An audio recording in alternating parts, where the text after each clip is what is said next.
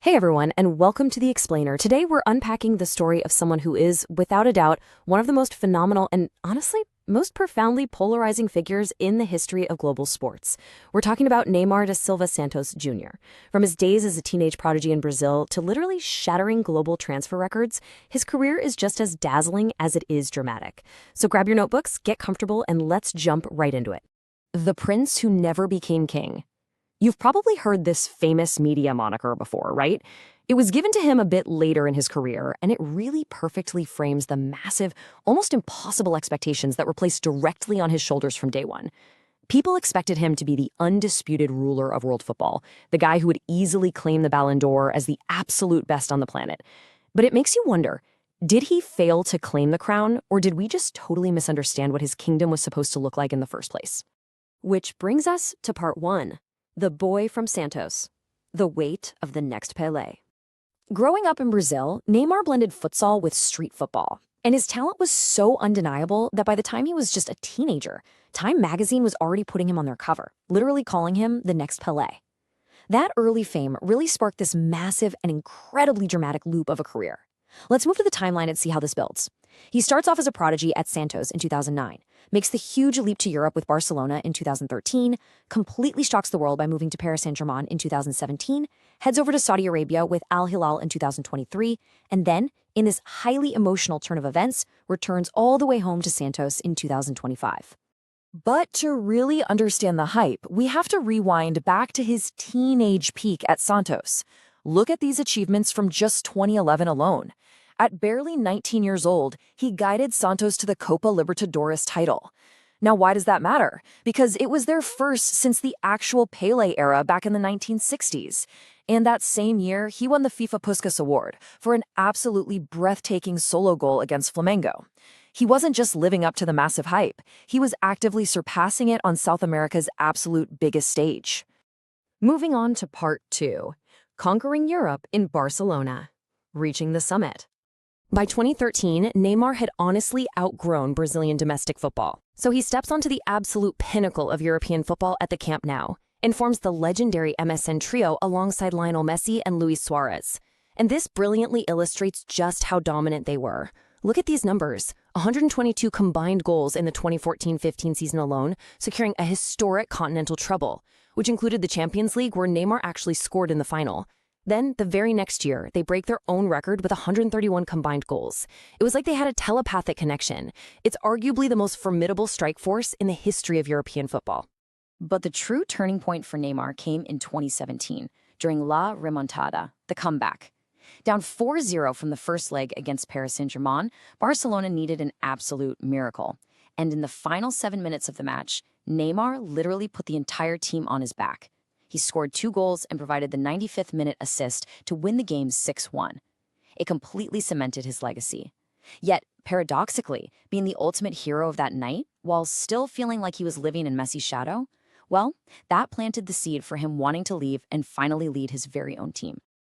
That takes us to Section 3, the record-breaking Paris gamble. Stepping out of the shadow.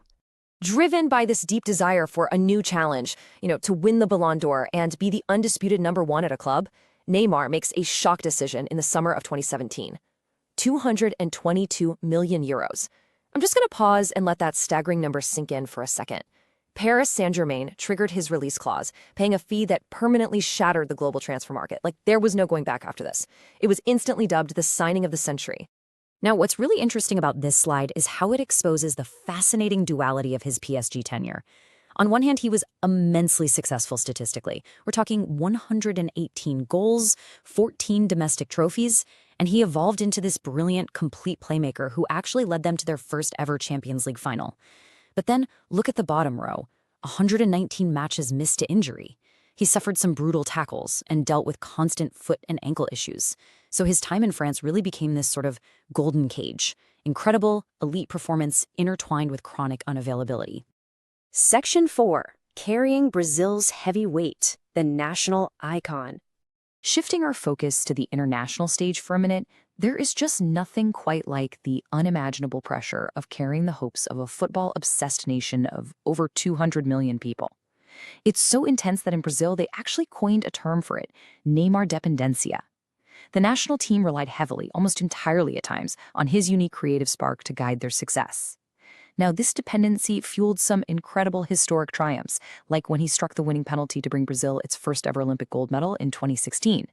But it also meant deep heartbreak, most notably during the 2014 World Cup on home soil, when a devastating fractured vertebrae in his back took him right out of the tournament, leaving the team to ultimately collapse without him.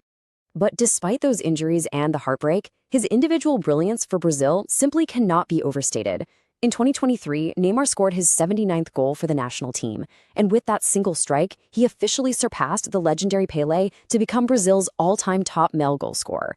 That is an absolutely monumental achievement, and it etches his name permanently into football royalty. No one can take that away from him. Okay, let's dive into this next part. Section 5, The Prince and the Critics, Examining a Complex Legacy. Now, this comparison lays out the duality of his legacy really clearly, and it shows exactly why he's so hotly debated.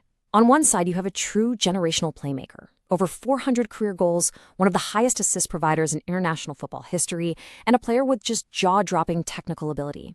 But on the other side, you have the heavy criticism. His tendency to exaggerate fouls, the diving, sparked global internet memes. He faced constant media scrutiny over his late-night partying and playing poker. And then in 2022, he drew a lot of heavy criticism for a polarizing political endorsement of Brazil's conservative president.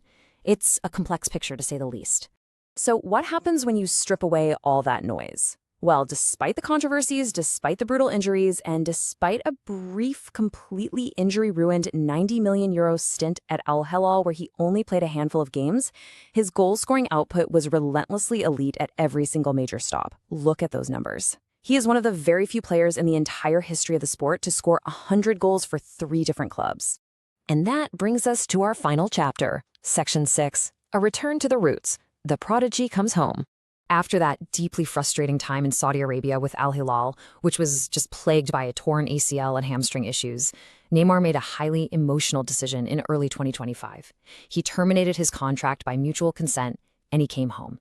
He returned to Santos.